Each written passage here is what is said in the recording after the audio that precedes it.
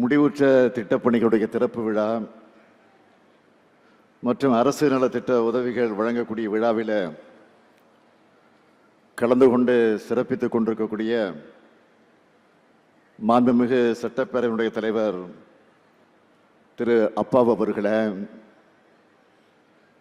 மாண்புமிகு அமைச்சர் பெருமக்கள், என்னுடைய ஆறுயிர் அண்ணன் துரைமுருகன் அவர்களே, இந்த மாவட்டத்தினுடைய பொறுப்பு அமைச்சர் KN நேரு அவர்களே,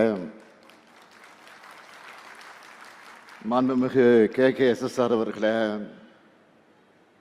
மாண்புமிகு பெரிய கருப்பன் அவர்களே, மாண்புமிகு ராஜகண்ணப்பன் அவர்களே, மாண்புமிகு கீதா தீபன் அவர்களே, மாண்புமிகு அனிதா ராதாகிருஷ்ணன் அவர்களே, திரு மூர்த்தி அவர்களே, நாடாளுமன்ற உறுப்பினர் திரு ராபர்ட் ப்ரூஸ் அவர்களே, சட்டமன்ற உறுப்பினர்கள் திரு நயினார் நாகேந்திரன் அவர்களே, திரு அப்துல் வஹாப் அவர்களே, திரு ரூபி மனோகரன் அவர்களே, மேயர் திரு ராமகிருஷ்ணன் அவர்களே, கூடுதல் தலைமைச் செயலாளர் டாக்டர் மணிவாசன் IAS அவர்களே,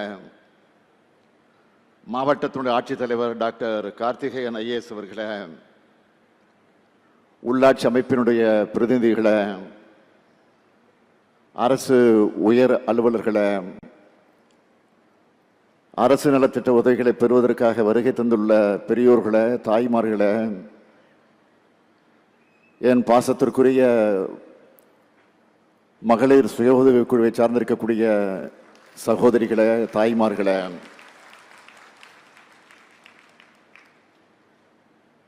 பத்திரிகை மற்றும் ஊடகத்துறையை சார்ந்திருக்கக்கூடிய நண்பர்களே, உங்கள் அனைவருக்கும் என்னுடைய அன்பான வணக்கத்தை நான் தெரிவித்துக் கொள்ள விரும்புகிறேன். திக்கட்டும் புகழ் பரப்பிய நெல்லை சீமையிலே நடைபெறும் அரசு விழாவிலே கலந்து கொண்டு உங்களை எல்லாம் சந்திப்பதில் மிகுந்த மகிழ்ச்சி அடைகிறேன். பாண்டியர் ஆட்சியாக இருந்தாலும், சோழர் ஆட்சியாக இருந்தாலும், விஜயநகர ஆட்சியாக இருந்தாலும், பிரிட்டிஷ் ஆட்சியாக இருந்தாலும், எந்த ஆட்சியாக இருந்தாலும் அதில் மிக முக்கியமான நகரமாக இருந்த ஊர் நம்ம திருநெல்வேலி.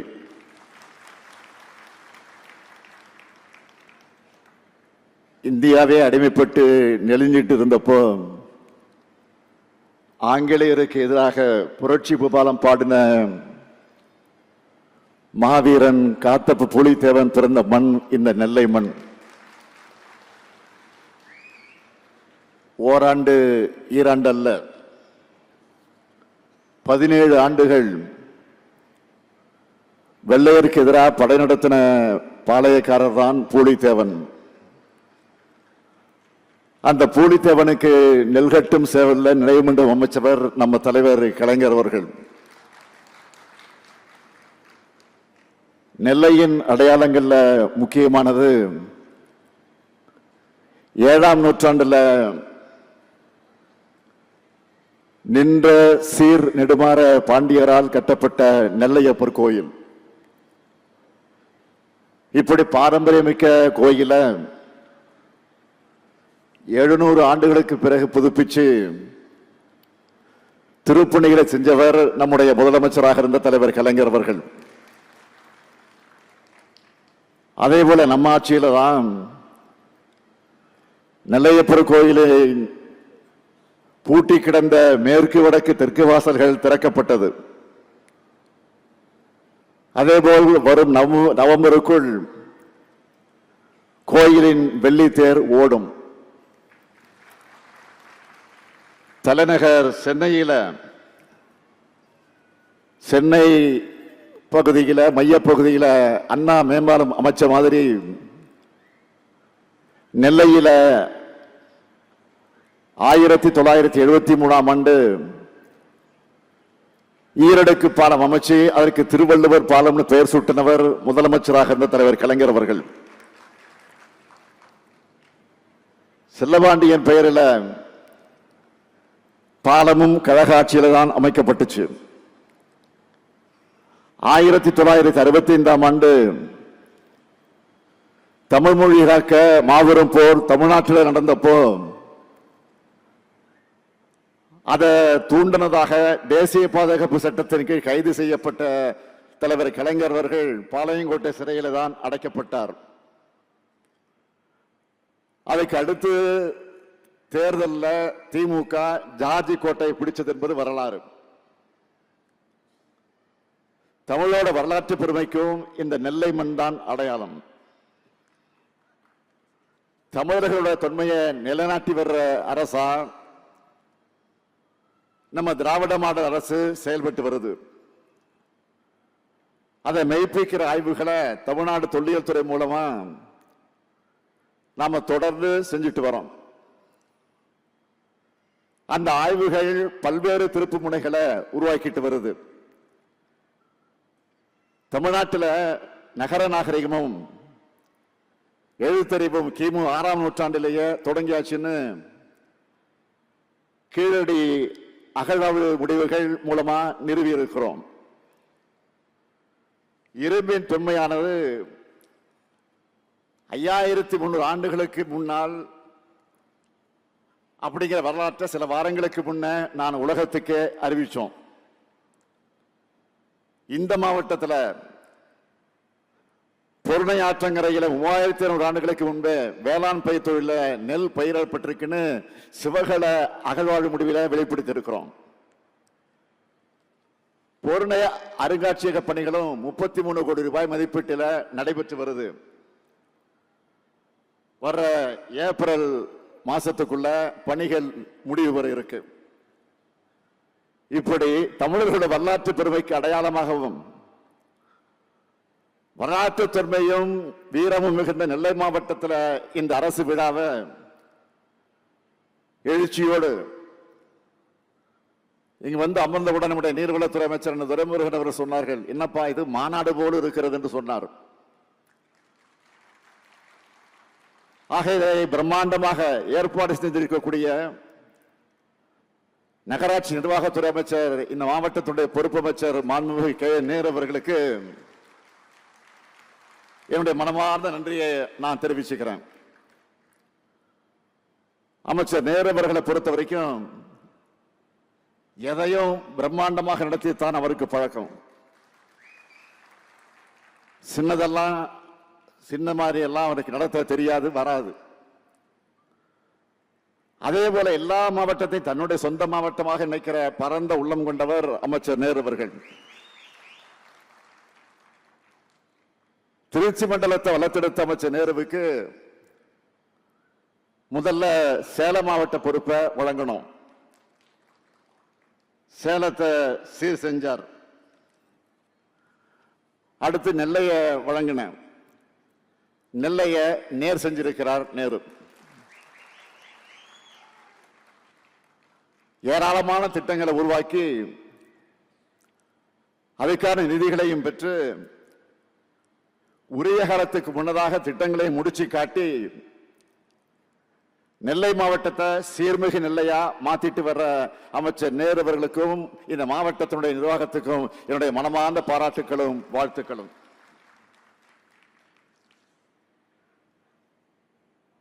$1371 கோடி ரூபாய் மதிப்பிலான முடிவுற்ற பணிகளுக்கு தொடங்கி வைக்கக்கூடிய விழா. 309 கோடி ரூபாய் மதிப்பிலான பல்வேறு புதிய திட்டப்பணிகளுக்கு அடிக்கல் நாட்டு விழா. பல்வேறு அரசு துறைகள் சார்பாக 75,151 பயனாளிகளுக்கு 167 கோடி ரூபாய் மதிப்பிலான நலத்திட்ட உதவிகள் வழங்கக்கூடிய விழான்னு 30 விழாவா இதை ஏற்பாடு செய்யப்பட்டிருக்கு. இந்த நிகழ்ச்சியில மிக முக்கியமான உபரி நதிநீர் இணைப்பு திட்டமும் தொடங்கி வைக்கப்பட்டிருக்கு. தலைவர் கலைஞர் அவர்களால் அறிவிக்கப்பட்டு நம்முடைய மூத்த அமைச்சர் அண்ணன் துரைமுருகன் அவருடைய மேற்பார்வையில் தொடங்கப்பட்டு இன்று அவர் முன்னிலையிலே திறக்கப்பட்டிருக்கு. தாமிரபரணி, கருமணியாறு, நம்பியாறு உபரி நதி நீர் இணைப்பு திட்டம் மிக மிக முக்கியமான திட்டம்.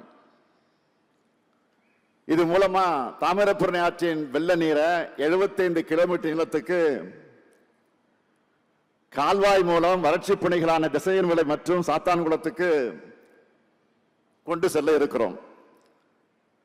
இது ஒரு முன்னோடியான நதிநீர் இணைப்பு திட்டம். இதோட திட்ட மதிப்பு 1060 கோடியே 76 லட்சம் ரூபாய். கடந்த 2 ஆண்டுகளா நடந்த சோதனை ஓட்டம் வெற்றி பெற்றதை தொடர்ந்து இன்னைக்கு இந்த திட்டம் தொடங்கி வைக்கப்பட்டிருக்கு. நம்ம திராவிட மாடல் ஆட்சி அமைஞ்ச பிறகு திருநெல்வேலி மாவட்டத்துக்கு ஏராளமான திட்டங்கள் நிறைவேற்றி தரப்பட்டிருக்கு. பொருணை அருங்காட்சியகத்தை பத்தி முதல்ல சொன்னேன்.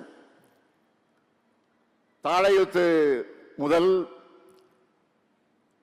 கொங்காந்தான் பாறை விளக்கு வர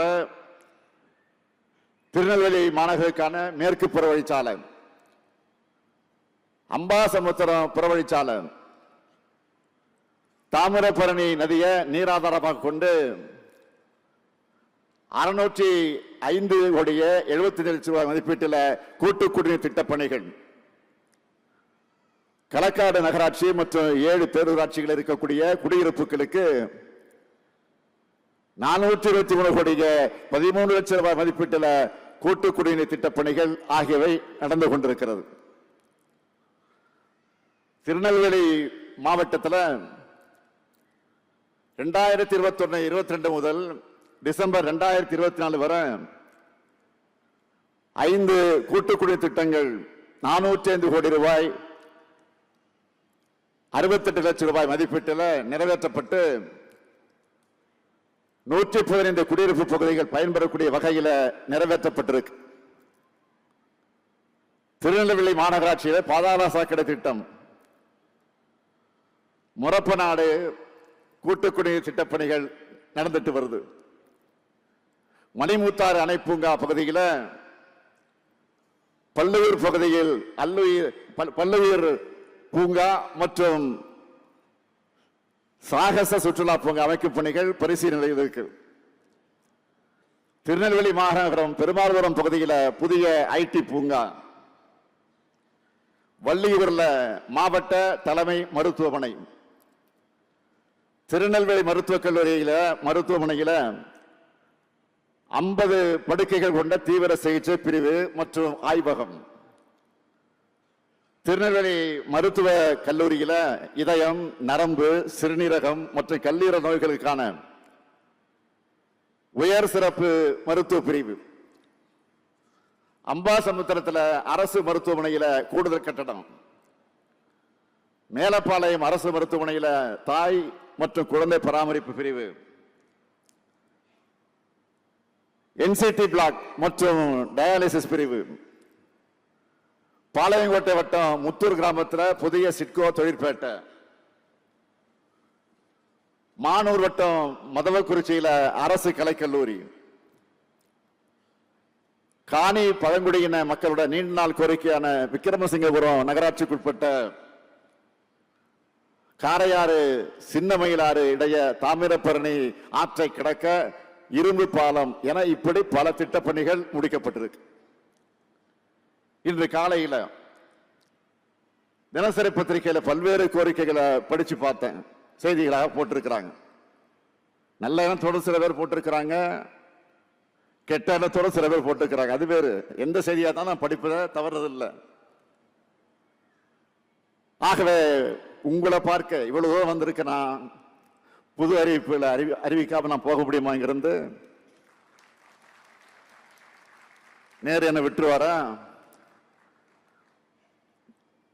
ஆகவே நெல்லை சீமைக்கான முதல் அறிவிப்பு திருநெல்வேலி மாவட்டத்தோட எதிர்கால தொழில் வளர்ச்சியை கருத்திலே கொண்டு நாங்குநேரி வட்டம் மருங்கால்குறிச்சி மற்றும் திருவரங்கபுரம் கிராமங்கள்ல 2291 ஏக்கர் பரப்பளவுள்ள புதிய சிப்காட் தொழிற்பூங்கா அமைக்கப்படும். அது மட்டுமல்ல, மூளைக்கரைப்பட்டி பகுதியில் இருக்கக்கூடிய 1200 ஏக்கர் தரிசு நிலங்கள்ல மேலும் ஒரு புதிய சிப்காட் தொழில் பூங்கா அமைக்கப்படும். இரண்டாவது அறிவிப்பு, திருநெல்வேலி மாநகரத்தில் மதுரை குமரி சாலையில் பாளையங்கோட்டை பேருந்து நிலையம் மற்றும் எம்ஜிஆர் பேருந்து நிலையம் உடைய குலபணிகர புறத்தில் இருக்கக்கூடிய ரயில்வே கலவு பாதைக்கு மாற்றா புதிய ஒய் வடிவு ரயில்வே மேம்பாலம் 120 கோடி ரூபாய் மதிப்பீட்டில் அமைக்கப்படும். மூன்றாவது அறிவிப்பு, திருநெல்வேலி மாநகராட்சியில் புதிய கழிவுநீர் சுத்திகரிப்பு நிலையம் அமைக்கப்பட்டு அதிலிருந்து சுத்திகரிக்கப்பட்ட நீரை சிப்காட் கங்கை கொண்டான் தொழிற்சாலைகளுக்கும் மற்ற தொழில் பூங்காக்களுக்கும் பயன்படுத்த திட்டம் செயல்படுத்தப்படும். இதன் மூலம் தாமிரபரணி ஆற்றில கழிவுநீர் கலக்கிறத முற்றிலுமாக தடுக்கவும் தொழிற்சாலை தேவைகளுக்கு சுத்திகரிக்கப்பட்ட நீரை பயன்படுத்தவும் வழிவகை ஏற்படும். நாலாவது அறிவிப்பு, பாளையங்கோட்டை அம்பாசமுத்திரம் சாலை மேலப்பாளையம் பகுதியில் 9 கோடி ரூபாய் மதிப்பீட்டில் நெடுஞ்சாலைத்துறை மூலம் 4 வழிச்சாலையா விரிவாக்கம் செய்யப்படும். ஐந்தாவது அறிவிப்பு, அம்பாசமுத்திரம் வட்டம் அருள்மிகு பாபநாச சுவாமி திருக்கோயிலுக்கு வர்ற பக்தர்களுக்கு பல்வேறு உள்கட்டமைப்பு வசதிகள் ஏற்படுத்த 5 கோடி ரூபாய் மதிப்பீட்டில் மேம்படுத்தப்படும். ஆறாவது அறிவிப்பு, மீனவ பெண்களோட வாழ்வாதார மேம்பாட்டுக்காக திருநெல்வேலி மாவட்ட கடற்கரை பகுதியில் கடல் பொருட்கள் மதிப்பு கூட்டல் மையம் மற்றும் உற்பத்தியாளர் நிறுவனம் 3 கோடி ரூபாய் மதிப்பீட்டில் உருவாக்கப்படும். நான் இப்ப அறிவிச்ச திட்டங்களுக்கெல்லாம் விரைவில் அரசாணை வெளியிடப்பட்டு பணிகள் தொடங்கும். 2023ஆம் ஆண்டு டிசம்பர்ல எப்படிப்பட்ட கனமழை பெஞ்சதுன்னு உங்களுக்கெல்லாம் தெரியும். அதனால திருநெல்வேலி, தென்காசி, கன்னியாகுமரி, தூத்துக்குடி உள்ளிட்ட தென் மாவட்டங்கள் எப்படியெல்லாம் கடுமையான அளவுக்கு பாதிக்கப்பட்டதுன்னு நல்லா உங்களுக்கு தெரியும். அந்த பாதிப்புகள் இருந்து மீள ஒன்றிய அரசு கிட்ட நாம நிதி கேட்டோம். 2 ஒன்றிய அமைச்சர்கள் வந்தாங்க. ஆனா அவங்க உடனடியாக இடைக்கால நிதி உதவியை கூட செய்யல. நம்முடைய நைனா நாகேந்திரன் கோபித்துக் கொள்ளக்கூடாது, அவருக்கு உண்மை தெரியும். ஆனா அவர் பேச மாட்டார், நீங்கள் பேசுங்கள் என்றுதான் எனக்கு அனுமதி கொடுப்பார். இருந்தாலும் மாநில அரசோட நிதியை வச்சு நிவாரண பணிகளை நாம செஞ்சோம். தொடர்ந்து ஒன்றிய அரசு கிட்ட நிதி கேட்டு வலியுறுத்தினோம். கொடுக்காத அவங்களை கண்டிச்சோம், அப்பவும் வரல. நாடாளுமன்றத்தையும் பேசணும், அப்பவும் வரல. ஏன் நீதிமன்றம் போனோம். அதன் பிறகுதான் ஒன்றிய அரசு தமிழ்நாட்டுக்கு வெள்ள நிவாரண நிதியை அறிவிச்சாங்க. அது எவ்வளவு? நாம கேட்டது 37,907 கோடி ரூபாய். 37,907 கோடி ரூபாய். வேற வழி இல்லாம ஒன்றிய அரசு கொடுத்தது. எவ்வளவு கொடுத்தது? வெறும் 276 கோடி ரூபாய். நாம கேட்டதுல ஒரு விழுக்காட்டை கூட கொடுக்கல. இப்படிதான் ஒன்றிய அரசு நடந்துகிட்டு இருக்கு.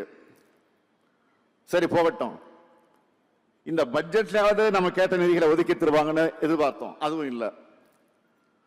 தமிழ்நாட்டுக்கு நிதியும் கிடையாது, நீதியும் கிடையாதுன்னு ஒதுக்கிட்டாங்க. மீண்டும் மீண்டும் வஞ்சிக்குது ஒன்றிய பாஜக அரசு. அவங்களை பொறுத்த வரைக்கும் கூட்டணியில் இருக்கக்கூடிய மாநிலங்களுக்கும் எலெக்ஷன் வரக்கூடிய மாநிலங்களுக்கு மட்டும்தான் அறிவிப்புகளையும் நிதியும் கொடுப்பாங்க. அதனால்தான் நாம கேட்கிறோம். என்ன கேட்கிறோம்? இந்தியாவோட வரைபடத்தில் மட்டும் தமிழ்நாடு இருந்தா போதுமா? அரசாங்கம் வெளியிடக்கூடிய நிதி அறிக்கையில இருக்க வேண்டாமா? ஒன்றிய அரசு திட்டங்கள்ல தமிழ்நாட்டின் பெயர் இருக்க வேண்டாமா? தமிழ்நாட்டுக்கு சிறப்பு திட்டங்கள் அறிவிக்க வேண்டாமா? தேர்தல் நேரத்தில் வாக்கு கேட்க மட்டும் தமிழ்நாட்டுக்கு வந்தா போதும்னு நினைக்கிறாங்களா? இப்படி நாம் கேட்கிற கேள்விகள் எதுக்கும் பாஜக இருந்து எந்த பதிலும் வராது. திருநெல்வேலி அல்வான்னா உலகமே ஃபேமஸ். ஆனா இப்போ மாநிலங்களுக்கு ஒன்றிய அரசு தர அல்வா தான் அதை விட ஃபேமஸா இருக்கு. நம்ம திராவிட மாடல் அரசை பொறுத்த வரைக்கும் ஒன்றிய அரசை பொருட்படுத்தாம நமக்கு நாமே தமிழ்நாட்டை மேம்படுத்திட்டு வரோம். அதனால்தான் ஒன்றிய அரசு வெளியிடுகிற எல்லா புள்ளி விவரங்கள்லையும் முன்னிலையில் இருக்கிறோம். அதுக்கு காரணம் வாக்களிச்ச மக்களான உங்களுக்கு நாங்க உண்மையாக இருக்கிறோம். ஒன்றிய அரசு மேல குறை சொல்லிட்டு எந்த திட்டத்தையும் உருவாக்க நாங்க விட்டுடல. நாளுக்கு நாள் புது திட்டங்கள் வந்துகிட்டே இருக்கு, நாங்க உருவாக்கிக்கிட்டே இருப்போம். நேற்றைக்கு கூட கங்கை கொண்டா சிப்காட்ல 3800 கோடி ரூபாய் மதிப்பீட்டில் டாடா பவர் சோலார் நிறுவனத்தை தொடங்கி வச்சோம். அது மட்டுமல்ல, 2600 கோடி ரூபாய் மதிப்பீட்டில் விக்ரம் சோலார் நிறுவனத்துக்கு அடிக்கல் நாட்டி இருக்கிறேன். இதுல டாடா பவர் சோலார் நிறுவனத்துக்கு நாம ஆட்சிக்கு வந்து 4/7/2002 புரிந்துணர்வு ஒப்பந்தம் MOU புரிந்துணர்வு ஒப்பந்தம் போட்டு 20/10/2022 அடிக்கல் நாட்டி நேற்று, அதாவது 2 ஆண்டுல திறந்து வச்சிருக்கிறோம். அந்த தொழிற்சாலை மூலம் மட்டும் 4000 பேருக்கு வேலை வாய்ப்பு கிடைக்குது. அதுல முக்கியமான என்னன்னு கேட்டா 80% பேர் பெண்கள். அந்த நிறுவனத்துக்கு நான் போனப்போ அங்கிருந்த ஒரு பெண் தொழிலாளர் என்கிட்ட சொன்னது, அப்பா எங்க ஊர்ல எவ்வளவு பெரிய தொழிற்சாலையை கட்டி எங்களுக்கு வேலை கொடுத்திருக்கீங்க, நன்றின்னு அந்த மகள் சொன்ன போது நான் நெகிழ்ந்து போனேன். அதே மாதிரி விக்ரம் சோலார் நிறுவனத்தை பொறுத்த வரைக்கும் கடந்த ஆட்சி புரிந்துணர்வு ஒப்பந்தம் MOU போட்டிருந்தாலும் அதுக்கு பிறகு அவங்க எந்த முயற்சியும் செய்யல, அதை பத்தி கவலையப்படல. ஆனா நாம அரசு ஆட்சி பொறுப்பேற்ற பிறகு தமிழ்நாட்டு சூழ்நிலையை விளக்கி உறுதி கொடுத்து அந்த நிறுவனத்தை அழைச்சிக்கிட்டு வந்திருக்கிறோம். அதுலயும் 2500 பேருக்கு வேலை கிடைக்க போகுது. நான் இப்பவே சொல்றேன், அங்கேயும் பெரும்பகுதி மகளிருக்குத்தான் வேலை வாய்ப்பு. இப்படி சொல்றதால இந்த மாவட்ட ஆண்களுக்கு கொஞ்சம் பொறாமை கூட வரும். உண்மையை சொன்னா, ஒரு பெண் கல்வி பெற்று பொருளாதார சுதந்திரம் அடைஞ்சா அந்த குடும்பத்தோட தலைமுறையே உயர்ந்து இருக்கும். அதனாலதான் என்னுடைய ஆட்சியில மகளிருக்கான திட்டங்களை பார்த்து பார்த்து நாங்க செஞ்சுக்கிட்டு இருக்கிறோம். இன்னைக்கு விவசாயிகள் பயன்பெறக்கூடிய வகையில் 77 கோடி ரூபாய் மதிப்பீட்டில் மெகா உணவு பூங்காவையும் அதே சிப்காட்ல திறந்து வச்சிருக்கிறேன். அதன் மூலம் 1000 தொழிலாளர்களுக்கு வேலை வாய்ப்பு கிடைக்கும். என்னுடைய இந்த ஆட்சியில நவீன தொழில்களை மையமா தமிழ்நாட்டை உயர்த்தணும். சென்னை, கோவை மட்டும் இல்லாம தென் தமிழ்நாட்டில் பிரம்மாண்ட தொழிற்சாலைகள் நிறைய அமையணும். லட்சக்கணக்கான இளைஞர்களுக்கு, குறிப்பா பெண்களுக்கு சிறந்த வேலை வாய்ப்புகளை உருவாக்கணும். இதுதான் என்னுடைய இலக்கு. அதான் முன்னுரிமையாக கொண்டுதான் திட்டங்களை தீட்டி முதலீட்டாளர்களுக்கு ஊக்கம் தந்து புதிய வரலாற்றை நம்ம திராவிட மாடல் ஆட்சி படைச்சுக்கிட்டு இருக்கு. படிச்ச இளைஞர்களுக்கு இங்கேயே நல்ல வேலை கிடைக்கிறத உறுதி செய்வோம்.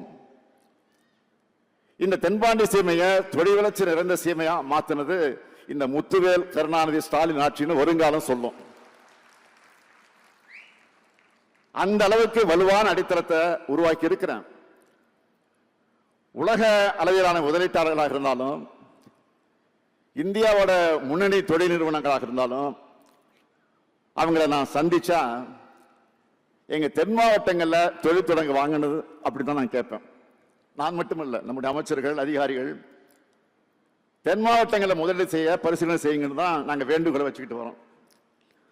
அடுத்த 5 ஆண்டுகளில் தென் மாவட்டங்களுடைய வளர்ச்சி என்பது புலி பாய்ச்சலாக இருக்கும். நெல்லை, தூத்துக்குடி, விருதுநகர் போன்ற பகுதிகளின் முகமே மாறக்கூடிய அளவுக்கு முன்னேற்றமானது பிரம்மாண்டமாக இருக்கணும் என்பதுதான் என்னுடைய கனவு. அது நிச்சயம் நினைவாகும். ஒரு பக்கம் இப்படி நான் உழைச்சிக்கிட்டு இருந்தா, இன்னொரு பக்கம் தமிழ்நாட்டு வளர்ச்சிக்கு எதிரானவங்க நம்ம மேல அவதூறுகளை அள்ளி வீசுறாங்க, ஆட்சிக்கு களங்கம் ஏற்படுத்துறாங்க. அவங்களுக்கு பதிலுக்கு பதில் பேசி நேரத்தை நான் வீணடிக்க விரும்பல. நம்முடைய நேரத்தை ஆக்கப்பூர்வமான பணிகளுக்கு செலவிடணும், அப்படிதான் நான் நினைக்கிறேன். விஷக்கிருமியோட அக்கப்போர் ஊற்றல்கள் எல்லாம் காலப்போக்கில் காணாமல் போயிடும்.